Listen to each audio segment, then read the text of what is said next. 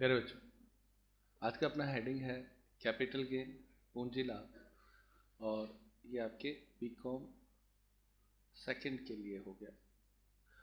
Capital gain नाम से पता चल रहा है कि बिजनेस का प्रॉफिट तो नहीं है, क्योंकि बिजनेस का प्रॉफिट कैपिटल नहीं होता है, रिवेन्यू होता है। तो जब कोई भी व्यक्ति अपनी किसी एसेट्स को, पूंजी को बेचता है और उसको बेचने से कोई प्रॉफिट होता है तो उसे कैपिटल गेन कहा जाता है। बहुत सीधा सा है, बहुत ज़्यादा कुछ इसमें अंतर नहीं है। आप देखें, सबसे पहला पॉइंट, पूंजी लाभ से आशय। What do you mean by capital gain? गत वर्ष में यानी प्रीवियस ईयर में किसी पूंजी संपत्ति के हस्तांतरण से, on transfer of capital assets से होने वाले लाभ, उससे जो लाभ होता है उसे पूंजी लाभ कहते हैं, कहलाता है। बहुत सिंपल है। What is capital gain? Capital gain ये है कि when you sell your assets, तो वो आपके कैपिटल गेन में आएगा। उस पर प्रॉफिट भी होगा और उस पर लॉस भी होता है, तो कैपिटल गेन भी होता है और कैपिटल लॉस भी होता है। तो जो कैपिटल गेन है उसको इनकम टैक्स इस हेड के अंतर्गत टैक्सेबल करता है। क्लियर? अब उसके बाद में आगे बढ़ते हैं। सेकेंड पॉइंट देखें इसका, पूंजी संपत्ति से आशय। आप लोगों को पता कैसे चलेगा कि ये पूंजी संपत्ति है या नहीं है? तो उसको उसने बहुत अच्छे से बताया। वो कहता है निम्न को छोड़कर, यानी ये जो इसमें नीचे दिए हैं उनको छोड़कर कोई भी संपत्ति जो करदाता की है, चाहे व्यापार में काम आती है अथवा नहीं, पूंजी संपत्ति मानी जाएगी। नीचे जो दी गई हैं, एक्सेप्ट दीज जिसको हम बोलते हैं, इनको छोड़ दो। उसके अलावा अगर कोई भी संपत्ति उसके पास है, एसेट्स है, तो वो आपकी पूंजी संपत्ति मानी जाएगी। अब वो किसको छोड़ने के लिए कह रहा है?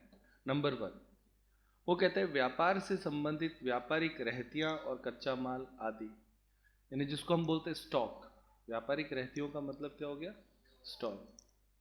तो अगर आपके कोई भी चीज स्टॉक के रूप में है, कुछ भी, अब स्टॉक किसका होता है? व्यापारी का होता है। तो अगर स्टॉक के रूप में कोई भी वस्तु है, कच्चे माल के रूप में आपके पास कोई वस्तु है, तो वो आपके क्या नहीं मानी जाएगी? पूंजी संपत्ति नहीं मानी जाएगी, क्योंकि वो संपत्ति नहीं है, वो स्टॉक है। क्लियर? नंबर 2, व्यक्तिगत प्रयोग की चल संपत्ति। पर्सनल यूज में जो आप संपत्तियां काम में लेते हो, मूविंग एसेट्स। चल संपत्ति का मतलब होता है मूविंग एसेट्स, जैसे फर्नीचर, कार आदि को शामिल करते हुए, ठीक, यानी इनको नहीं माना जाएगा। लेकिन वो कहता है परंतु जेवर पर्सनल है तो भी संपत्ति माने जाएंगे। उसके बाद में ड्राइंग्स, पेंटिंग्स, मूर्तियां आदि चल संपत्तियों को छोड़कर, यानी नॉर्मल आपका कार है, फर्नीचर है, उसको हम पूंजी संपत्ति नहीं मानेंगे अगर वो व्यक्तिगत उपयोग की है। ठीक है ये बात? लेकिन व्यक्तिगत उपयोग के जेवर हैं, ड्राइंग है, पेंटिंग्स है, क्लियर, मतलब खुद के हैं, पर वो संपत्ति माने जाएंगे। यहाँ पे इस बात में 2 बातें ऐसे आती हैं। उसके बाद में थर्ड, 10,000 से कम आबादी के स्थान पर कृषि भूमि। इसका मतलब वो कहता है कि कृषि भूमि भी संपत्ति है, एग्रीकल्चर लैंड, लेकिन अगर वो ऐसे स्थान पर है जहाँ की पॉपुलेशन 10,000 से कम आबादी है, पॉपुलेशन कम है, तो वहाँ की एग्रीकल्चर की भूमि है, तो वो संपत्ति नहीं मानी जाएगी। क्योंकि हम यहाँ पे बोल रहे हैं जिनको छोड़ना है, तो मूल पॉइंट तो वही है, यानी 10,000 से कम जहाँ पे पॉपुलेशन है और एग्रीकल्चर लैंड है, तो वो संपत्ति नहीं है। लेकिन अगर पॉपुलेशन ज़्यादा है और एग्रीकल्चर लैंड है, तो वो संपत्ति मानी जाएगी। केंद्र सरकार द्वारा निर्गमित 6/1/2 यानी 6.5 स्वर्ण बॉन्ड। क्या चीज़ है? स्वर्ण बॉन्ड। बॉन्ड क्या होता है? गवर्नमेंट कुछ सिक्योरिटीज निकालती हैं। जब गवर्नमेंट अपने शेयर इशू करती हैं, आप इसको ऐसा समझें, तो उसे शेयर नहीं कह के बॉन्ड्स कहते हैं। तो स्वर्ण बॉन्ड 6.5 वाला और 7 वाला स्वर्ण बॉन्ड 1980 वाला, और राष्ट्रीय सुरक्षा स्वर्ण बॉन्ड 1980। तो बॉन्ड शब्द आ जाए तो ये तीन जो स्वर्ण बॉन्ड उसने कहे, 6.5%, 7% और सुरक्षा बॉन्ड, ये सारे संपत्ति नहीं माने जाएंगे। नेक्स्ट, केंद्र सरकार द्वारा निर्गमित विशेष धारक बॉन्ड, तो ये भी वही सेम बॉन्ड है, तो ये संपत्ति नहीं माना जाएगा। और केंद्र सरकार द्वारा अधिसूचित स्वर्ण जमा बॉन्ड, तो ये तीनों मुझे लगता है एक ही पॉइंट है जिसका नाम है बॉन्ड। क्लियर? तो बॉन्ड जो है वो आपके संपत्ति नहीं होते। तो मूल रूप से मुझे जो समझ में आया है वो ये है कि स्टॉक संपत्ति नहीं होता।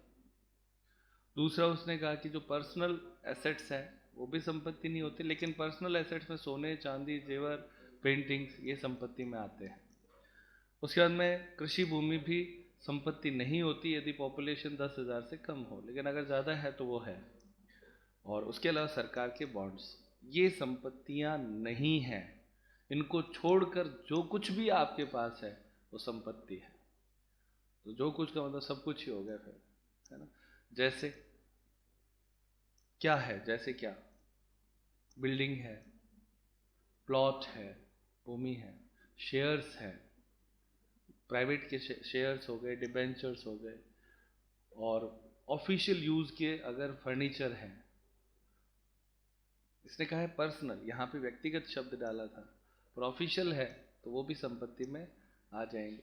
उसके अलावा सोने, चांदी, जेवर, पेंटिंग, है ना, सब आ गए, मकान, बिल्डिंग, ये सारी की सारी की संपत्तियां मानी जाएंगी, निम्न को छोड़कर, जो हमने अच्छे तरीके से पढ़ लिया है।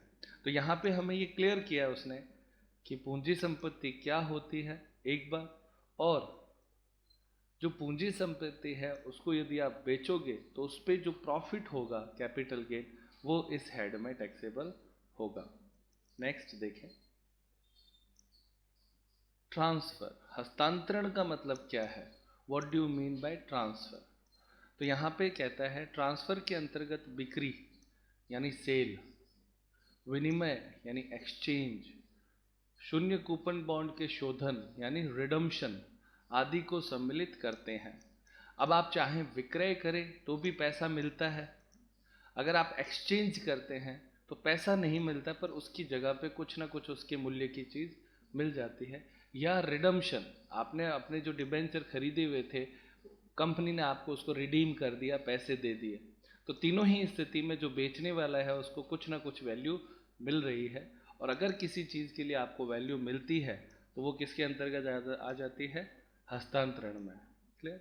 परंतु भेंट, गिफ्ट, अखंडनीय ट्रस्ट यानी कर्मचारी विकल्प योजना में मिले अंश और ऋण पत्रों को छोड़कर एवं वसीयत के अंतर्गत अथवा हिंदू अविभाज्य परिवार के विभाजन पर होने वाले हस्तांतरण को हस्तांतरण नहीं मानते हैं।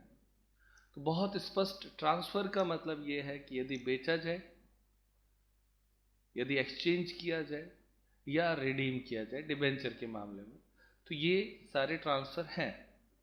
लेकिन उसने कहा कि गिफ्ट जो देते हो बिना पैसे, कोई वैल्यू नहीं ली, वो ट्रांसफर नहीं है। अगर अखंडनीय ट्रांसफर, रिवोकेबल बोलता है इसको, अखंडनीय को, तो अगर इस तरह का ट्रांसफर है जो रिवोकेबल है तो उसको भी ट्रांसफर नहीं माना जाएगा।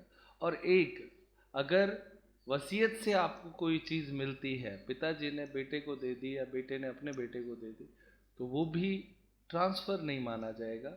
और उसी तरह से अगर हिंदू अविभाज्य परिवार है, उसका डिवीज़न हो जाता है, अलग अलग हिस्सों में बट जाता है, तो ऑब्वियस है प्रॉपर्टी भी बांटी जाएगी, तो वो प्रॉपर्टी जो बांटने के कारण से ट्रांसफ़र हुई उसको यहाँ पे ट्रांसफ़र नहीं मानना है। मुझे ऐसा समझ में आता है कि यदि हम ऐसा समझें कि बिना किसी पैसे के यदि ट्रांसफ़र कर रहे हैं, बिना किसी वैल्यू के कोई चीज़ ट्रांसफ़र कर रहे हैं, तो वो संपत्ति की हस्तांतरण की कैटेगरी में नहीं आएगा। सही बात है, बहुत सिंपल सी बात है, क्योंकि इसने तीन बातों को, आप ये तीन शब्द याद रख लें बस हो जाएगा, सेल्स, एक्सचेंज और रिडेम्पशन, ये माना जाएगा, सेल माना जाएगा। क्लियर? हस्तांतरण माना जाएगा, ट्रांसफर माना जाएगा। नेक्स्ट, पूंजी संपत्ति के प्रकार। यानी एसेट्स कितने तरह की होती है, तो वो कहते हैं अल्पकालीन और दीर्घकालीन। अल्पकालीन यानी शॉर्ट टर्म, और ये हो जाएगी लॉन्ग टर्म। यानी शॉर्ट टर्म और लॉन्ग टर्म दो तरह की एसेट्स होती है। क्लियर। अब वो क्या कहता है, देखो यहाँ पे, जो संपत्ति हस्तांतरण की तिथि से 36 माह से अधिक करदाता के पास नहीं रही हो वह अल्पकालीन है, और जो संपत्ति 36 माह से अधिक रही हो वह दीर्घकालीन कहलाती है। 36 माह का मतलब होता है 3 इयर्स। यदि कोई भी एसेट्स आप जिस दिन बेचते हो उससे 3 साल पहले की है तो दीर्घकालीन, क्योंकि 3 साल हो चुके हैं, और यदि 3 साल से कम समय की है 36 महीनों से तो अल्पकालीन। अल्पकाल का मतलब छोटा समय होता है, तो 3 साल से कम अल्पकाल और 3 साल से अधिक दीर्घकाल। आसान है, लॉन्ग टर्म और शॉर्ट टर्म। आगे लिखता है, भारत में किसी मान्य स्टॉक एक्सचेंज यानी शेयर मार्केट के बारे में बात करता है, पर सूचित अंशों यानी समता यानी इक्विटी शेयर, पूर्वाधिकार यानी प्रेफरेंशियल शेयर एवं सूचित प्रतिभूतियां यूनिट ट्रस्ट ऑफ इंडिया की यूनिट्स धारा 10-23D में वर्णित पारस्परिक कोष, म्यूचुअल फंड बोलते हैं, पारस्परिक कोष का इंग्लिश वर्ड है म्यूचुअल फंड, की इकाइयां शून्य कूपन बॉन्ड के लिए यह अवधि 12 माह है। यानी जो शेयर से रिलेटेड है जिसको हम सिक्योरिटीज बोलते हैं, सिक्योरिटीज में नियम 12 महीने का है। यदि 12 महीने से कम है अल्पकाल, यदि 12 महीने से अधिक है तो दीर्घकाल। और अदरवाइज हमारे सामने आई गई सारी बातें। आगे कहते हैं, असूचित अंशों समता और पूर्वाधिकार दोनों या भूमि या भवन जो अचल संपत्ति हो के लिए यह अवधि 24 माह है। यहाँ पे भी बहुत स्पष्ट इसने कह दिया। तो 3 तरह के टाइम हमारे पास है, 36 मंथ, 12 मंथ और 24 मंथ। यानी आप इसको कहें 3 साल, 1 साल और 2 साल। तो ये इसने सारी चीज़ें बता दी कि सामान्यतः कोई भी स्थिति हो 3 साल वाला नियम लागू होता है। सिक्योरिटीज हैं तो 1 साल वाला नियम लागू होता है। भूमि भवन जो है उसमें आपके 2 साल का नियम लागू होता है। अब आगे बढ़ते हैं इसमें। अल्पकालीन पूंजी संपत्ति का लाभ अल्पकालीन और दीर्घकालीन पूंजी संपत्ति का लाभ दीर्घकालीन होता है। यानी जिसको हम अल्पकालीन पूंजी लाभ है ना, उसको हम बोलते हैं short term capital gain, STCG। क्या बोलते हैं? Short term capital gain, STCG। उसी तरीके से जो दीर्घकालीन पूंजी लाभ है उसको हम बोलते हैं LTCG, long term capital gain, LTCG। तो STCG और LTCG दो होते हैं, long term short term capital gain. Next point देखते हैं, पूंजी लाभों की गणना करने की विधि, किस तरह से इसको कैलकुलेट किया जाता है। सबसे पहले वो कहता है, प्राप्त प्रतिफल में से प्राप्त करने की लागत, सुधार की लागत और हस्तांतरण के व्यय को घटाया जाता है, शेष राशि पूंजी लाभ होती है। प्रतिफल का मतलब होता है सेल प्राइस। आपने किसी भी वस्तु को बेचा, किसी भी संपत्ति को बेचा, तो जैसे मान लो उससे आपको 10 लाख रुपए प्राप्त हुए। क्लियर। इस 10 लाख में से वो ये कहता है कि आप अपने खर्चे घटा दो। कौन से खर्चे? कॉस्ट, आपकी लागत कितनी थी। मैंने कहा भैया मेरी तो 5 लाख रुपए लागत थी। उसके बाद में उसने कहा सुधार की लागत, मैंने इस पे 50,000 रुपये इसको सही करवाने में लगाए, तो वो सुधार की लागत हो गई, है ना। और हस्तांतरण के व्यय, और जब मैं ट्रांसफ़र कर रहा हूँ तो मेरे 2,000 रुपये लीगल खर्चे ट्रांसफ़र के लगे। ये तीनों चीज़ें इसमें से घटा दी। 10 लाख जिसको हम ट्रांसफ़र प्राइस बोलते हैं, तो घटाने पर कितना आएगा? 4,48,000। ये प्रॉफिट हुआ कि नहीं हुआ? मैंने अपनी कॉस्ट से ऊपर बेचा तो ये प्रॉफिट हुआ, और इसी को ही हम कहते हैं कैपिटल गेन। बस ये इतना ही है। आगे क्या कहता है, ऋणपत्र और बॉन्ड्स को छोड़कर अन्य दीर्घकालीन लाभों की दशा में प्राप्त करने की निर्देशित लागत घटाई जाती है। निर्देशित लागत का इंग्लिश जो शब्द है वो है इंडेक्स, इंडेक्स्ड कॉस्ट। क्या बोलते हैं इसको? Indexed cost. इंडेक्स्ड कॉस्ट क्या होती है? बहुत सिंपल है। इंडेक्स्ड कॉस्ट एक टेबल दे रखी है, वो ये कहती है कि अगर कोई चीज़ 2001 में 100 रुपए की थी तो वो आज 2020 में वो 300 रुपए की हो गई है। इसको बोलते हैं मुद्रा का जो होता है ना मूल्य, है ना, प्राइस वैल्यू। भाई जो उस समय 100 था ना, आज वो 300 के बराबर है। सही है, जिसको हम महंगाई बढ़ना बोलते हैं, है ना, एक्सचेंज प्राइस बोलते हैं, या इसको कई बार बोलते हैं कि महंगाई के कारण से पैसे की वैल्यू का घट जाना बोलते हैं, अवमूल्यन बोलते हैं। ये सारे शब्द हैं, डी वैल्यूड जिसको हम बोलते हैं। यानी जो चीज़ पहले 2001 में जो 100 रुपये में आप ले आते थे, कि मान लो 100 रुपये में उसमें 20 किलो गेहूँ आ जाता था, तो अब उसी का अगर आज 2020 में 300 रुपये उसका होता है, तो 100 रुपये गेहूँ आके 10 किलो या 20 किलो गेहूँ आएगा। तो ये इसको महंगाई बढ़ने के कारण से ही तो ऐसा होता है। तो इसको इंडेक्स्ड वैल्यू बोलते हैं कि कोई भी मूल्य। अब मैं ये कहता हूँ कि मैंने एक बहुत पुराना घर खरीदा, और जिस समय हमने खरीदा था यानी आज से 40 साल पहले, तो उस समय हमने उसे 1 लाख रुपए में खरीदा। तो मेरी कॉस्ट क्या थी? 1 लाख। अब मैं उस मकान को बेच रहा हूँ 1 करोड़ में। 40 साल में वैल्यू बढ़ गई, शहर बस गया सारा। 40 साल में तो महंगी होगी, ज़मीनें महंगी होगी। तो अब उसकी कॉस्ट तो थी 1 लाख और मैं उसको बेच रहा हूँ 1 करोड़ में। इसका मतलब 90 लाख रुपए का प्रॉफिट, 99 लाख रुपए का क्या हो गया? प्रॉफिट हो गया। 1 करोड़ का मतलब 100 लाख होता है। तो ऐसा तो नहीं है। तो वही मैं उसको तुरंत ही लॉजिक कहता हूँ कि यार 40 साल पहले 1 लाख में खरीदी थी, उसका आज का मूल्य बताओ मुझे। आज का मूल्य जो है ना, वो मेरी लागत मानी जानी चाहिए। और वो जो आज का मूल्य है ना, वही इंडेक्स वैल्यू है। समझ में आती है ये बात? आज का मूल्य यानी 2020 का, 19-20 का जो मूल्य है, वो मेरी वैल्यू मानी जानी चाहिए। तो ये 2001 से तो ये कहता है कि आज 3 गुना हो चुकी है रेट 2020 से। अब मेरा तो 40 साल पुराना है, तो 40 साल पुराने में सबसे पहले तो वो ये कहता है कि 2001 की मार्केट वैल्यू क्या थी वो बताओ पहले तो मार्केट वैल्यू होती है ऑनलाइन, पता होता है, गवर्नमेंट के पास रिकॉर्ड होता है कि क्या वैल्यू है। फिर 2001 की जो वैल्यू है ना, क्योंकि उससे पहले की वैल्यू तो मकाम की नहीं है, 2001 की वैल्यू जो मेरे पास आएगी उसको मैं आपके क्या करूँगा, बट्टे तो 100 करूँगा और गुणा 300 करूँगा। जैसे मान लो मुझे ये पता चला कि 2001 में उसकी वैल्यू 40 लाख थी, जिसका एग्जाम्पल मैं अभी दे रहा था। तो आज उसकी वैल्यू कितनी होगी? तो बट्टे 100 करूँगा इंटू 300 करूँगा, तो कितना आया?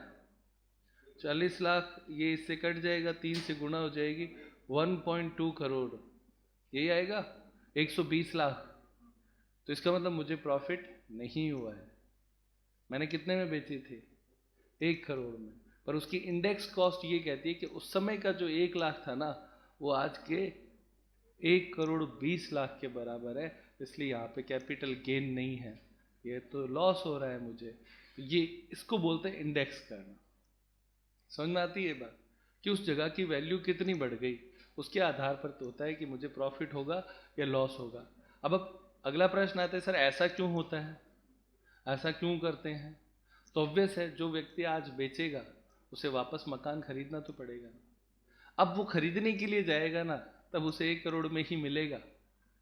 तो वो जितना भी पैसा उसने प्रॉफिट के रूप में आपको लगता है प्रॉफिट हुआ, तो वो तो पैसा सारा उसका नया खरीदने में चला जाएगा। लॉजिकल है ना सारी बात। इसलिए इंडेक्स्ड वैल्यू निकाली जाती है।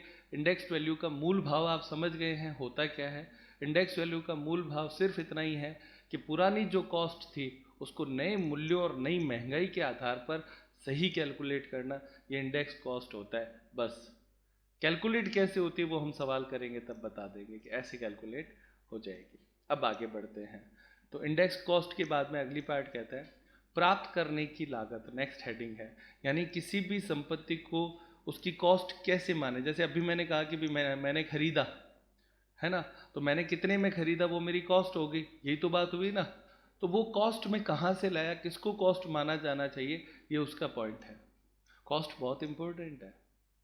सही कॉस्ट नहीं घटाएंगे तो सही प्रॉफिट नहीं आएगा, और सही प्रॉफिट नहीं आएगा तो सही टैक्स नहीं होगा। इसलिए कॉस्ट भी इंपॉर्टेंट है ना। तो वो कहता है सामान्यतः प्राप्त करने की लागत, जितने में आपने खरीदा है ना, जितने में आपने उसे रिसीव किया है, वो ही आपकी कॉस्ट मानी जाएगी। क्लियर? जिस पर कोई व्यक्ति संपत्ति खरीदता है, ये बात तो हमें समझ में आती है। परंतु भेंट, वसीयत और उत्तराधिकार, अगर हमें किसी ने भेंट दी तो हमारी तो कॉस्ट लगी नहीं, हमें वसीयत में मिली तो भी हमारी कॉस्ट लगी नहीं, और अगर हमें उत्तराधिकार के रूप में प्राप्त हुई तो भी हमारी कोई कॉस्ट लगी नहीं, तो वो फिर किसकी कॉस्ट मानी जाए? तो वो कहता है आदि इन सब मामलों में मिलने वाली संपत्ति के दशा में पूर्व मालिक की लागत, आपने जिससे ली है या जिसने आपको दी है, उस व्यक्ति के क्या कॉस्ट लगी थी, उसको आप उसकी लागत मान लेना चाहिए। सही बात है?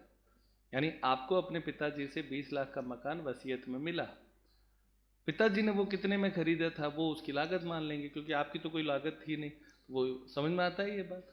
आगे 1/4/2001, ये डेट मैंने अभी लिखी थी 2001, तो 1 अप्रैल 2001 से पूर्व प्राप्त संपत्ति की लागत 2001 का उचित बाजार मूल्य माना जाएगा, मार्केट वैल्यू ली जाएगी।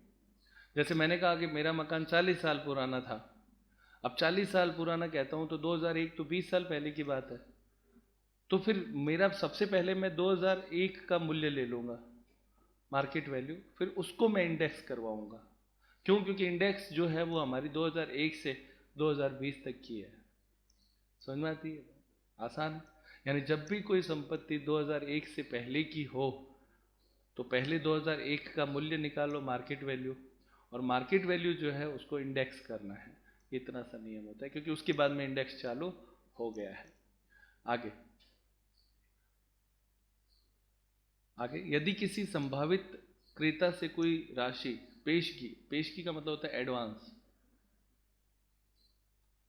अगर कोई एडवांस आपको प्राप्त होता है तो ऐसी स्थिति में प्राप्त होती है जिसे अनुबंध पूरा न करने पर 1 अप्रैल 2014 से पूर्व जब्त कर लिया जाता है। तो ऐसा होता है कि जैसे मान लो किसी ने कहा कि मैं आपका बंगला खरीदूंगा, हमने कहा ठीक है एडवांस दे दे, उसने अपने को एडवांस दे दिया, ठीक है, तो वो ये कहता है कि यदि 1 अप्रैल 2014 से पूर्व का है, अनुबंध पूरा नहीं कर पाया, उसने एडवांस तो दे दिया पर वास्तव में उसने पेमेंट किया नहीं, तो कॉन्ट्रैक्ट ब्रीच हो गया, ब्रीच ऑफ कॉन्ट्रैक्ट हो गया। ब्रीच ऑफ कॉन्ट्रैक्ट हो गया तो वो कहते हैं उसके पैसे जब्त कर लेने चाहिए, वो पैसे जब्त हो जाते हैं। तो उस राशि को प्राप्त करने की लागत जो होती है, मतलब जिसको उसकी कॉस्ट होती है ना, उसमें से उसे घटा देना चाहिए। जैसे मान लो, इसको मैं बहुत सिंपली बता दूं कि हमारे पास 20 लाख रुपए का क्या था, एक मकान था, उसको मैंने किसी एक्स को बेचने के लिए कहा कि मैं बेच दूंगा, मैंने उसे कहा कि मैं तुमसे 30 लाख रुपए लूंगा। क्लियर? उसने मुझे क्या किया कि 1 लाख रुपए तो दे दिए एडवांस, कि ठीक है बाकी पैसे मैं 6 महीने बाद दूंगा। मैंने कहा ठीक है, अगर तुमने नहीं दिया तो ये पैसे जब्त हो जाएंगे, ये कॉन्ट्रैक्ट में लिखा जाता है। एडवांस दिया, मैं 6 महीने तुम्हारे लिए इंतजार कर लूँगा। हुआ ये कि वो पेमेंट नहीं कर पाया 6 महीने तक, तो मैं क्या करूँगा, ये 1 लाख रुपए जब्त कर लूँगा। तो वो इनकम टैक्स ये कहता है ये जो आपने 1 लाख रुपए जब्त किए है ना, वो इस 20 लाख में से घटा दो, यानी अब उसकी लागत कितनी मानी जाए, 19 लाख रुपए मानी जाएगी। बस ये इतनी सी बात है, क्योंकि बेचा तो नहीं है ना हमने, वो तो कॉन्ट्रैक्ट टूट गया। तो अगली बार जब किसी और व्यक्ति को बेचूंगा उस समय उसकी लागत 20 लाख नहीं मानी जाएगी, 1 लाख कम मानी जाएगी, क्योंकि 1 लाख आपने कमा लिया उससे ब्रीच ऑफ कॉन्ट्रैक्ट के कारण से। नेक्स्ट, गत वर्ष 2018-19 में और 19-20 में ऐसे सूचित समता अंशों का स्टॉक एक्सचेंज के माध्यम से हस्तांतरण करने पर जो करदाता के पास 1 फरवरी 2018 से पहले हों, तो ऐसे अंशों की प्राप्त करने की लागत निम्न प्रकार ज्ञात की जाएगी। तो ये शेयर के मामले में है कि अपने को शेयर्स की लागत कैसे, ऊपर वाली लागत तो थी नॉर्मल सारी एसेट्स की, शेयर्स के मामले में वो ये कहता है कि ये नियम आपको फॉलो करना है, ए और बी दोनों में से राशि अधिक हो, जो अधिक हो। तो पहला, अंशों को प्राप्त करने की वास्तविक लागत, एक एक्चुअल कॉस्ट, वास्तविक लागत का मतलब क्या हो गया, एक्चुअल कॉस्ट, और बी अंशों का 31 जनवरी 2018 का उचित मूल्य, मार्केट वैल्यू, कौन से ईयर की, 2018 की, और विक्रय प्रतिफल, विक्रय प्रतिफल यानी कितने में बेच रहे हो, सेल प्राइस। क्लियर? तो सेल प्राइस और 2018 का मूल्य दोनों में से जो भी कम हो, देखो यहाँ पे लिखा है, वो कम होगा, वो क्या बनेगा, बी पॉइंट बनेगा। ए पॉइंट पहले से ले चुके हैं, बी पॉइंट इन दोनों में से जो कम है वो बनेगा, फिर ए और बी इन दोनों में से जो अधिक है उसको लिया जाएगा। ये है। तो ये हम जब सवाल करेंगे तो और बेहतर तरीके से समझ में आएगा। पर ये मामला लागू कब होगा, जब इक्विटी अंशों के मामले में होगा, स्टॉक एक्सचेंज के माध्यम से यदि ऐसा होता है तो हमें देखना है, और वो भी कौन से ईयर के, 18-19 और 19-20, इन 2 सालों में अगर ऐसा कब होता है तो इस तरीके से उसकी कॉस्ट कैलकुलेट की जाएगी, और इसमें कुछ नहीं है। आगे देखें, नेक्स्ट।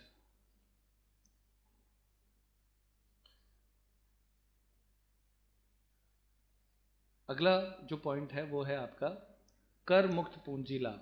कौन से कैपिटल गेन है जो कि कर मुक्त हैं, टैक्स फ्री है, जिस पे कोई टैक्स नहीं लगता है, ऐसे भी तो होंगे।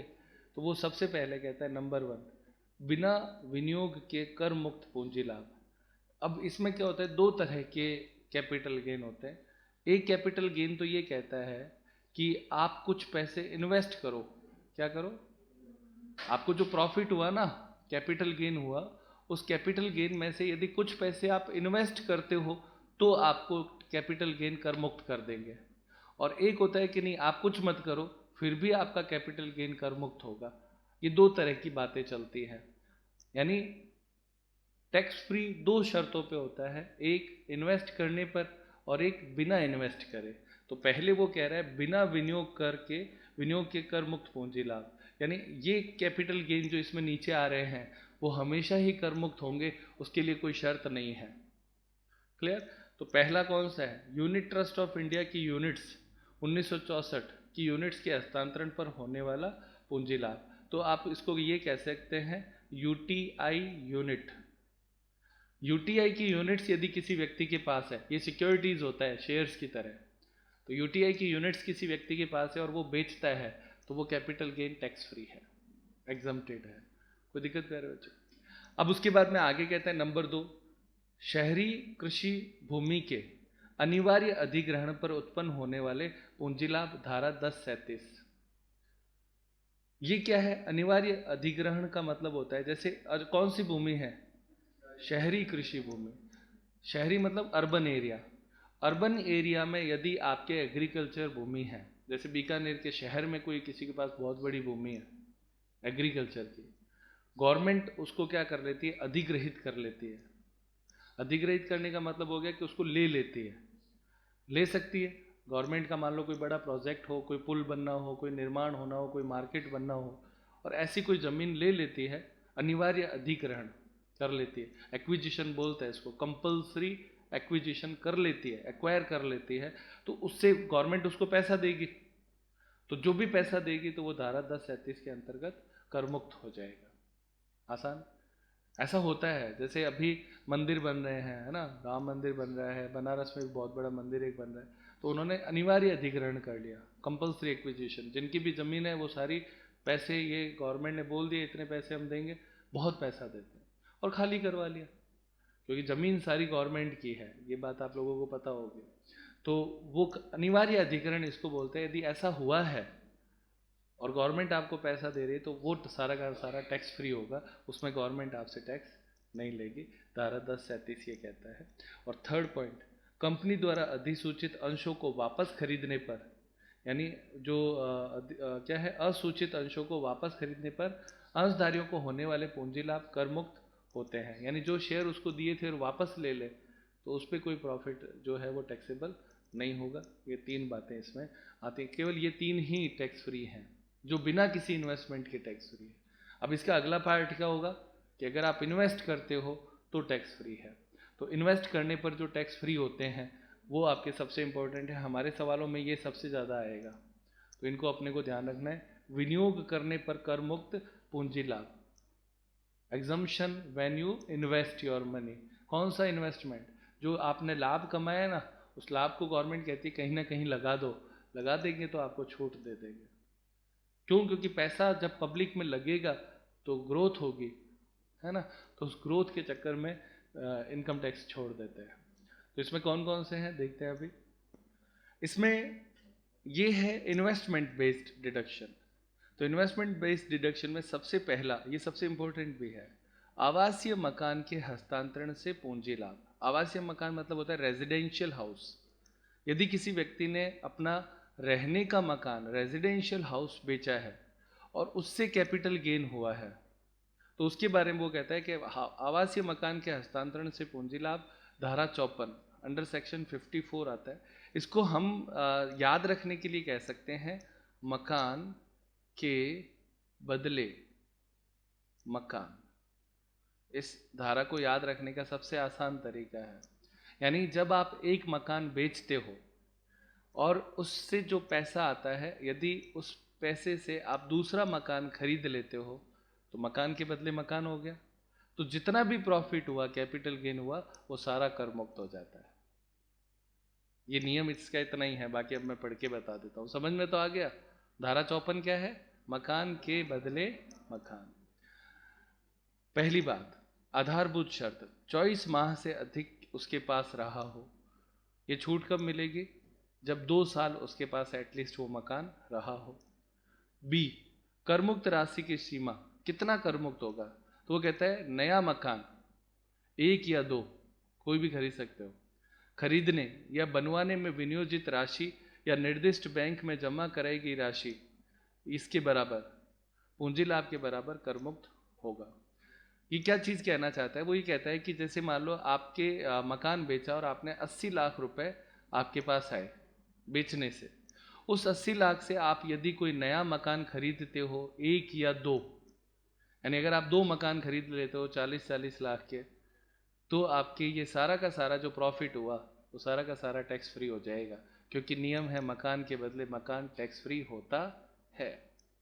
पैसा लगा दिया ना हमने, बचा के थोड़ी रखा, और मकान बेचा इसीलिए था, छोटा पड़ रहा था, अब नया मकान लेना, तो ये कंसेप्ट होता है। तो उसमें कोई टैक्स आपके नहीं लगता। एक इसमें शब्द है निर्दिष्ट बैंक में जमा कराना। ये निर्दिष्ट बैंक यानी बैंक का एक खाता होता है जिसका नाम होता है कैपिटल गेन अकाउंट। ये जो कैपिटल गेन अकाउंट होता है ना, इस कैपिटल गेन अकाउंट में यदि आप, जैसे मान लो ऐसा होता है कि आज आपने मकान बेचा और तुरंत ही अगला मकान मिल जाए जो खरीदना है, ऐसा होता नहीं है, तो कुछ समय लग सकता है उसमें। तो वो ये कहता है कि अगर आपका टाइम लग रहा है तो आप उसे कैपिटल गेन अकाउंट में जमा करा दो। ये गवर्नमेंट का अकाउंट होता है, उसमें यदि आप पैसा जमा करा देते हो तो भी आपको सारा का सारा टैक्स फ्री हो जाएगा। यानी उस पैसे को आपको गवर्नमेंट ये कहती है इधर उधर नहीं करना है, आप उसको या तो बैंक में जमा करा दो या दूसरा मकान खरीद लो, तो आपको छूट मिल जाएगी। समझ में आती है? और कितनी छूट? जितना भी है। मान लो 80 लाख का आपने 80 लाख पूरा खर्च कर दिया तो सारी छूट मिल जाएगी, यानी जितना कैपिटल गेन था उसकी। अब मान लो, अब एक प्रश्न इसमें बनता है कि सर फायदा तो 80 लाख का हुआ कैपिटल गेन, और हमने मकान जो है वो 60 लाख में ही खरीदा, तो 60 लाख की छूट मिलेगी, बाकी 20 लाख टैक्सेबल हो जाएगा। एक बात, लेकिन ऐसा जनरली होता नहीं है, जितने में आप बेचते हो ना उससे महंगा ही खरीदते हो, हमेशा नियम है। चलो हो गया। अब इसका ये होता है कि सर 80 लाख में तो खरीदा, और जो छूट है, हमने जो नया मकान मतलब बेचा तो 80 लाख में और नया मकान 1 करोड़ में खरीदा, यानी 100 लाख में, तो ज़्यादा हो गया, तो क्या गवर्नमेंट दे देगी क्या? नहीं। छूट का नियम है कि कैपिटल गेन जितना है उतनी छूट मिल जाएगी बस। तो 80 लाख की छूट मिल जाएगी, बाकी आप अपना खर्चो ओढ़ो। सही है ना? तो बस ये इतना सा नियम है। आगे, अन्य शर्त, हस्तांतरण के पूर्व 1 वर्ष के भीतर या बाद के 2 वर्ष के भीतर 1 या 2 नया मकान भारत में खरीद लिया हो, अथवा बाद में 3 वर्ष के भीतर या एक या 2 नया मकान भारत में बनवा लिया हो, बशर्त नया मकान 3 वर्ष के भीतर हस्तांतरित नहीं किया हो, अन्यथा पुराना दोनों पूंजी लाभ कर योग्य होंगे। ये क्या चीज़ है समझो। वो ये कहता है कि कई लोग ये कहते हैं कि भाई हमने आज मकान बेचा, हम साल 1.5 साल में खरीद लेंगे, और या ये कह सकते हैं कि हमने अभी 1 साल पहले तो मकान खरीदा था। तो नियम कहता है कि अगर 1 साल पहले आपने कोई मकान खरीदा है या 2 साल बाद तक कोई मकान खरीदते हो, तो इस 3 सालों में यदि कभी भी कोई मकान खरीदा है तो वो सारा का सारा कैपिटल गेन कर मुक्त हो जाएगा। सही है ना? पहले भी हो सकता है और बाद में भी हो सकता है। और उसके बाद में वो कहता है कि 3 साल तक जिस मकान पे आप ये छूट ले रहे हो, 3 साल तक उसको बेचोगे नहीं, 3 इयर्स। अगर वो 3 साल में आप बेच देते हो तो ऐसी स्थिति में जो आपने कर मुक्ति ली थी ना, वो वापस टैक्सेबल हो जाएगा। ये भी बहुत विशेष शर्त है। बस ये इतना ही है यहाँ तक कि धारा 54 आती है। अब अपने देखते हैं धारा 54B, कृषि भूमि के हस्तांतरण से पूंजी लाभ। यानी आप अगर एग्रीकल्चर लैंड बेचते हो तो उससे अगर कोई पूंजी लाभ होता है तो सारी शर्तें सेम है। आधारभूत शर्त 2 वर्ष पूर्व से करदाता या उसके माता पिता या हिंदू अविभाज्य परिवार द्वारा कृषि कार्यों के लिए प्रयोग किया जाना। यानी जो एग्रीकल्चर लैंड बेची जा रही है वो उनके काम आनी चाहिए। करमुक्त राशि की सीमा नई कृषि भूमि खरीदने पर, तो इसमें बहुत सीधा सा है। जैसे ऊपर मकान के बदले मकान था ना, ये कृषि भूमि के बदले कृषि भूमि है। बाकी सारे नियम वही है, 3 साल तक बेच नहीं सकते हैं। ये धारा 54B हो गई, याद रहेगा। नंबर 3, भूमि और भवन के अनिवार्य अधिग्रहण से उत्पन्न पूंजी लाभ, धारा 54D। तो अनिवार्य अधिग्रहण अभी मैंने आपको समझाया ही था। तो यदि कोई अनिवार्य अधिग्रहण होता है तो ऐसी स्थिति में जितना भी पैसा आपको गवर्नमेंट देती है, अधिग्रहण गवर्नमेंट ही करती है। ये भी आप समझ लेना। एक्विजिशन बोलते हैं, कंपल्सरी एक्विजिशन, ये गवर्नमेंट करती है और उसके लिए जो भी पैसा देता है वो कर मुक्त है। नेक्स्ट, धारा 54EC अथवा धारा 54EE के तहत दीर्घकालीन पूंजी लाभ कर मुक्त होना। तो धारा 54EC 19-20 में केवल भूमि और दीर्घकालीन पूंजी लाभ के अधिसूचित बॉन्ड्स में विनियोग करने पर है। तो ये बॉन्ड्स की है धारा 54EC और EE, ये अभी इसमें आ जाएगी आगे। तो ये आपकी धारा 54 में कर मुक्त की सीमा कितना कहते हैं, एक वित्तीय वर्ष में अधिकतम 50 लाख रुपए तक। तो धारा 54EC जो थी ना, उसमें कुछ बॉन्ड्स हैं, उसमें विनियोग करने पर है। तो वो हम आगे सवाल आएगा तब समझ में आएगा, अभी आएगा नहीं। अब आता है 5वां पॉइंट, ये भी बहुत इंपॉर्टेंट है। आवासीय मकान को छोड़कर अन्य किसी संपत्ति के पूंजी लाभ, धारा 54F। इसको हम बोलते हैं अन्य। अन्य के बदले,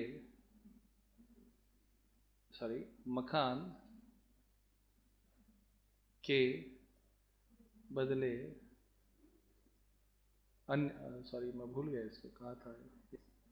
इसका जो शॉर्ट नेम है वो है अन्य के बदले मकान। यानी यहाँ पे पहले मकान के बदले मकान था ना, वो तो है धारा 54। अन्य के बदले मतलब कुछ भी बेचो पर उसका पैसा आप मकान खरीदने में लगा दो। गहने बेचे मकान में लगा दिया, कोई विनियोग किया मकान में लगा। तो इस तरह का यदि आपने कोई इन्वेस्टमेंट किया है तो वो आपके किसके मामले में आ जाएगा, धारा 54F में। और उसका ये फॉर्मूला है, वो क्या है, कर मुक्त पूंजी लाभ बराबर पूंजी लाभ इंटू विनियोजित रकम अपॉन प्राप्त शुद्ध प्रतिफल। इसको बोलते हैं नेट सेल कंसिडरेशन। क्या बोलते हैं, सेल कंसिडरेशन। ठीक है। अन्य के बदले मकान, बहुत सिंपल, कुछ भी बेचोगे प्रॉफिट तो होगा, उस प्रॉफिट से आप मकान खरीद लेते हो तो धारा 54F आ जाएगी। सही है ना ये बात। इसने लिखा भी है, आवासीय मकान को छोड़कर अन्य किसी संपत्ति के पूंजी लाभ। अन्य किसी का मतलब हो गया अदर, अन्य के बदले में मकान खरीद लेना। ठीक है ये बात। इसमें फॉर्मूला है, बस धारा 54F फॉर्मूला है। नेक्स्ट,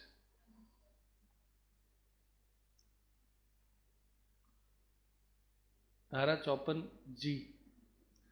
बाकी सारे जो नियम इसमें थे ना, C तक जो हमने निकाल दिए इसमें आगे, उनमें वही है, 3 साल तक बेच नहीं सकता है, 1 साल पहले या 2 साल बाद, वो सारे नियम सेम है। शहरी क्षेत्र से औद्योगिक उद्यम को हटाने की दशा में हस्तांतरित संपत्तियों के हस्तांतरण से पूंजी लाभ, धारा 80G।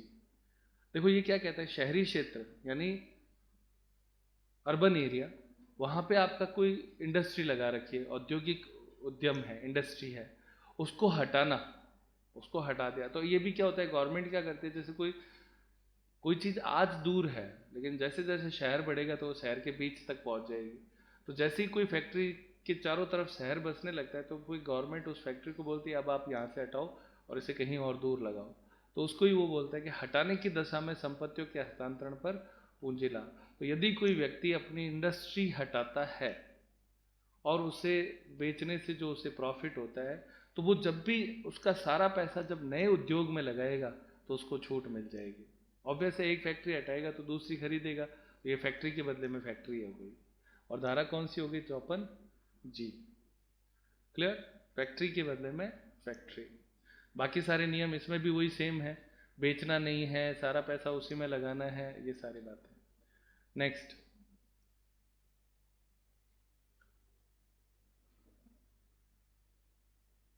अगला है धारा 54GA। GA 54GA में क्या कहता है? शहरी क्षेत्र से औद्योगिक उद्यम को विशेष आर्थिक क्षेत्र, स्पेशल इकोनॉमिक जोन बोलते हैं, यानी शहर से SEZ में बिजनेस ले जाना। तो अगर ऐसा कोई होता है कि उसको कहते हैं कि भाई तू अपना बिजनेस यहाँ से हटा लो और उसको स्पेशल इकोनॉमिक जोन में ले जाओ, तो वो धारा 54GA में आएगी। सारी शर्तें सेम है, सारे नियम सेम है। इसको याद रखने के लिए बस इतना है, शहरी क्षेत्र से कहाँ ले जाना है उसको? SEZ में ले जाना है। तो पहले G में था शहर से कहीं और ले जाना, और यहाँ पे है शहर से स्पेशल इकोनॉमिक जोन में ले जाना। वो G थी और ये GA है उद्योग के बदले में उद्योग है, दोनों ही। नेक्स्ट पॉइंट है आवासीय संपत्ति, रेजिडेंशियल एसेट्स के हस्तांतरण। उसको आपने बेचा, यानी मकान को बेचा, पर होने वाले दीर्घकालीन पूंजी लाभ का कुछ दशाओं में करमुक्त होना। उसका करमुक्त कैसे होगा? धारा 54GB है। इसमें वो क्या कहता है कि अगर आप अपने मकान को बेचते हो और उसका कोई पैसा आता है, उसको कहीं पे भी इन्वेस्ट करते हो। धारा 54 से अलग क्या है? मकान के बदले मकान था, ये क्या है? मकान के बदले अन्य। तो वो कहता है कि यदि आप अन्य संपत्ति में विनियोग करते हो तो उसकी छूट आपको मिलेगी, जिसका फॉर्मूला आपको यहाँ पे दिया गया है। वो कहते हैं पूंजी लाभ यानी कैपिटल गेन, जितना भी आपको उस मकान को बेचने से हुआ, इनटू नई पात्र संपत्ति में विनियोजित, जितना नए संपत्ति में इन्वेस्ट किया, okay, upon net sale consideration. ये सेम ही है, शुद्ध प्राप्त शुद्ध प्रतिफल। तो नेट सेल कंसिडरेशन क्या होता है वो अभी हम सीखेंगे क्या है। वैसे बता दूं, बहुत शॉर्ट है, जितने में आपने बेचा उसमें से खर्चे घटा दो, तो जो नेट प्रॉफिट है वो ही नेट सेल कंसिडरेशन। नई पात्र संपत्ति में विनियोजित का मतलब ये जो ऊपर आया था ना कि संपत्ति में विनियोजित करना, तो उसका वही कहता है कि कोई प्लांट या मशीन या कोई बैंक में जमा कराना आदि है। यानी आप मकान बेचते हो, उसके बदले में ये सब कर लेते हो, तो इसकी आपको धारा 54GB में छूट मिल जाएगी। नेक्स्ट, ये सारे क्या पॉइंट्स अभी पढ़े हुए हैं ना, सवाल करेंगे तो और क्लियर होते जाएंगे, वो अभी इतना क्लियर हो नहीं पाएगा। आगे, अब यहाँ पे ये जो हेडिंग शुरू होती है, ये लास्ट पॉइंट है अपना, अन्य महत्वपूर्ण व्यवस्थाएं। ये सारे पॉइंट भी सवाल करेंगे तब समझ में आएगा, पर रीडिंग लेना बहुत ज़रूरी हो जाएगा, क्योंकि हमें थोड़ा बहुत दिमाग में रहे कि हाँ ये चीज़ हमने यहाँ पढ़ी थी। सबसे पहले वो इसमें कहता है, नंबर 1, हास्य योग्य संपत्ति पर अल्पकालीन पूंजी लाभ होता है, दीर्घकालीन कभी नहीं होता। यानी कोई भी ऐसी संपत्ति बेच रहे हो जिसपे डैप लगता है, तो जिस पे डैप लगता है उस पर हमेशा शॉर्ट टर्म कैपिटल गेन ही होता है, लॉन्ग टर्म कभी नहीं होता। चाहे वो फर्नीचर 10 साल पहले ही खरीदा हो, चाहे वो मशीन 50 साल पहले ही खरीदी हो, हमेशा होगा क्या उस पर? शॉर्ट टर्म कैपिटल गेन, क्योंकि उस पर क्या लगता है? डैप। तो जिस पे भी डैप लगता है उस पर हमेशा STCG होगा। क्लियर? ये पहला नियम है। नंबर 2, करदाता के पास किसी संपत्ति की अवधि ज्ञात होने के लिए पूर्व मालिक की अवधि को भी जोड़ा जाएगा, यदि पूर्व मालिक से संपत्ति भेंट या वसीयत में बिना प्रतिफल के हस्तांतरित हुई है। ये पॉइंट ये कहता है कि यदि मान लो आपको कोई ऐसी चीज है जो कि भेंट के रूप में मिली, वसीयत में मिली, तो उसमें ड्यूरेशन आपकी काउंट नहीं होगी, पीछे वाले व्यक्ति से ने कब खरीदी थी वो ड्यूरेशन काउंट होगी। ये इतनी सी बात कहता है। अवधि का मतलब ड्यूरेशन हो गया, गैप जिसको हम बोलते हैं। थर्ड, बोनस अंशों के निर्गमन की तिथि को ही उसके प्राप्त करने की तिथि माना जाता है। तो बोनस शेयर पे सीधा सा हिसाब है कि फ्री में मिलते हैं तो उस पर सारा का सारा प्रॉफिट होता है, उसकी कॉस्ट निल मानी जाती है, और ये ही माना जाता है कि आज ही मिले हैं। तो इसलिए कुल मिला के इस बात का मतलब सिर्फ इतना है कि बोनस अंश पे टैक्सेबल सीधा करना है।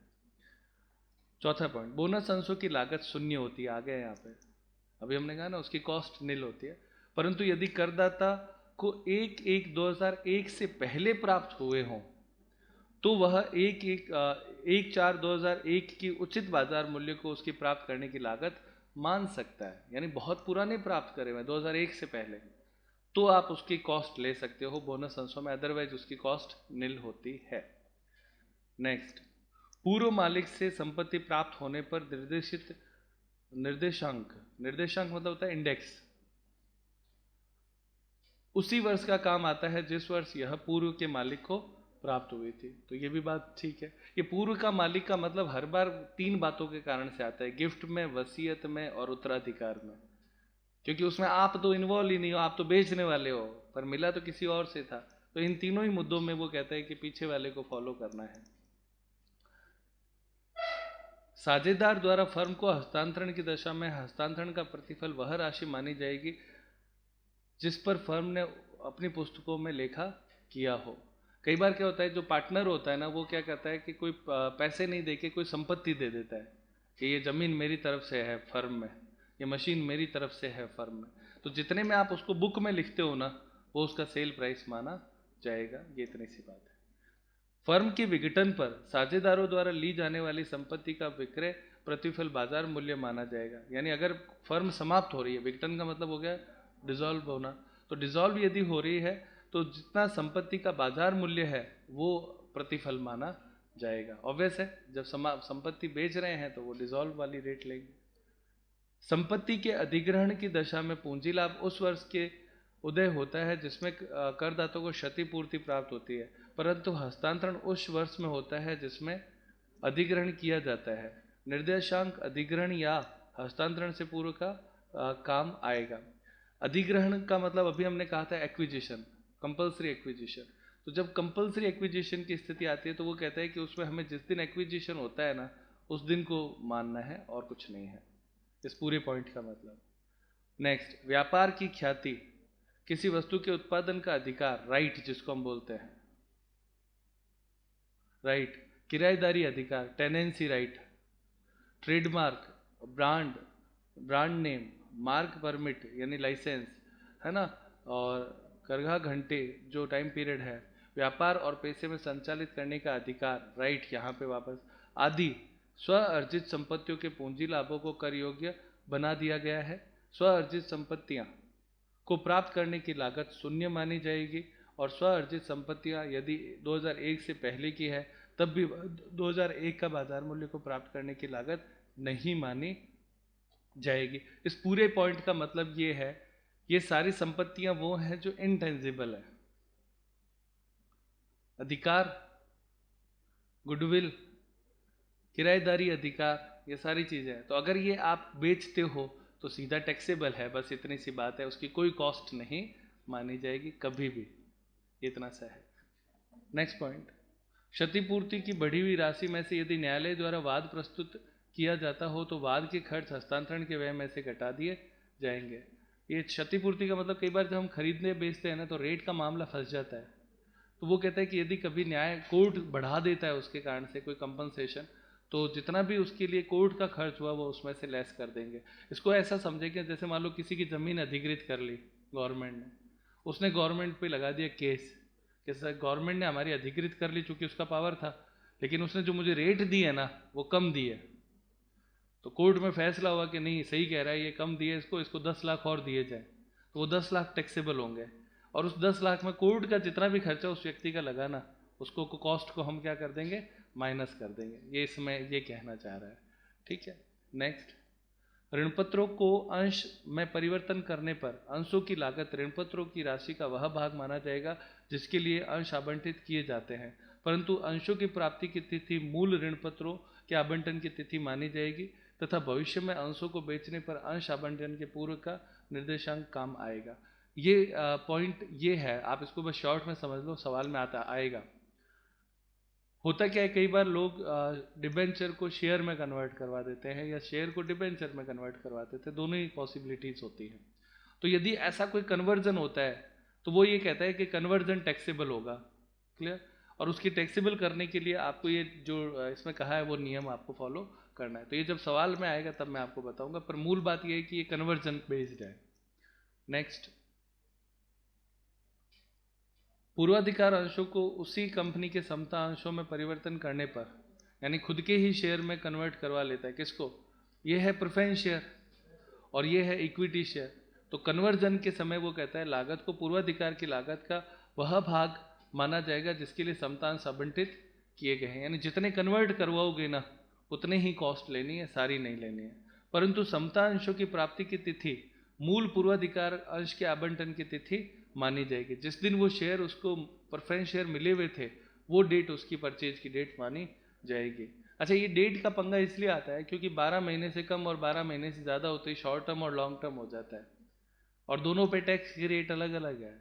लॉन्ग टर्म पे ज़्यादा टैक्स लगता है, शॉर्ट टर्म पे कम लगता है। तो टाइम इसलिए बार बार इसमें मेंशन करता है। तो ये प्रेफरेंस शेयर को इक्विटी शेयर में कन्वर्जन के बारे में है। आप फिलहाल सिर्फ इतना याद रख लें। नेक्स्ट है सरकार द्वारा जारी किए गए पूंजी निर्देशांक बॉन्ड या रिजर्व बैंक द्वारा जारी किए गए सॉवरेन स्वर्ण बॉन्ड को छोड़कर अन्य ऋण पत्र और बॉन्ड्स के दीर्घकालीन पूंजी लाभ की दशा में भी प्राप्त करने की लागत को निर्देशित नहीं किया जाता है। बहुत सिंपल है, वो ये कहता है डिबेंचर है ना, डिबेंचर को कभी इंडेक्स नहीं करना है, इंडेक्स नहीं करना है, बस ये इतना सा कहना है। इसका मतलब इतना ही है। मेन रूल्स का पार्ट यहाँ पे समाप्त हो जाता है। अब अपने खाली इस सवाल को कैसे होगा, अपनी कॉपी में जब क्वेश्चन करेंगे तो वो कैसे होगा उसका ये फॉर्मेट है। आपको सवाल करते समय सबसे पहले लिखना है सेल प्राइस, कितने में बेचा, जिसको हम ट्रांसफर प्राइस बोलते हैं। क्लियर? उसमें से घटाना है, क्या चीजें घटाओगे? हस्तांतरण के व्यय यानी ट्रांसफर एक्सपेंसेस, प्राप्ति की सूचकांकित लागत, क्योंकि दीर्घकालीन पूंजी लाभ है ना, जब लॉन्ग टर्म होता है ना तभी तो ये रेट को चेंज करना पड़ता है। इंडेक्स का मतलब मैंने समझाया ना, पुरानी रेट को नए रेट में लाना, ये इंडेक्स करना कहलाता है। तो जब भी दीर्घकालीन पूंजी लाभ होगा ना तब इंडेक्स्ड कॉस्ट आएगी। कौन सी कॉस्ट आएगी? Indexed cost. तो इंडेक्स्ड कॉस्ट घटानी है और सुधार की भी इंडेक्स्ड कॉस्ट घटानी है। तो ये तीन चीजें घटानी है। कॉस्ट जब आप घटा दोगे, क्लियर, तो घटाने पर आपके क्या आ जाएगा? पूंजी लाभ, कैपिटल गेन आ जाएगा। इस कैपिटल गेन में से आप ये छूट जो अभी हमने सारी पढ़ी, यदि कोई आप पर एप्लीकेबल होती है, धारा 54, 54B, 54D, 54EC, EE, F, G, GA, GB पढ़े थे ना सारे। अगर कोई छूट बनती है तो उसको घटा दो और यहाँ पर आंसर आ जाएगा ये LTCG इतना ही है। तो इसका मतलब यही हुआ ना, sales minus cost is equal to profit minus deduction. क्या फॉर्मूला हुआ इसका? Sales minus cost equal to profit, profit minus deduction is equal to capital gain, LTCG। नीचे वाला है, ये है STCG, अल्पकालीन पूंजी लाभ। तो STCG short term capital gain में एक ही अंतर है, सारा सेम है। जो यहाँ पे प्राप्त करने की लागत है उसमें इंडेक्स करते हैं, इसमें इंडेक्स नहीं करते हैं। तो देखो सबसे पहले सेल्स प्राइस, उसमें से हस्तांतरण, प्राप्ति की लागत और सुधार की लागत तीनों घटा देंगे। इसमें इंडेक्स क्यों नहीं किया? शॉर्ट पीरियड में इंडेक्स होता ही नहीं है भाई। एक साल पहले जो 100 रुपये था आज भी वो 100 रुपये ही है, अंतर नहीं है। पर 10 साल पहले में और अब में अंतर आ जाता है। तो लॉन्ग टर्म में तो इंडेक्स यूज करते हैं, शॉर्ट टर्म में कभी भी इंडेक्स यूज नहीं करते। बाकी इस फॉर्मेट सेम है। ये घटाओगे तो प्रॉफिट आएगा। इसमें से धारा कौन कौन सी छूट मिलेगी?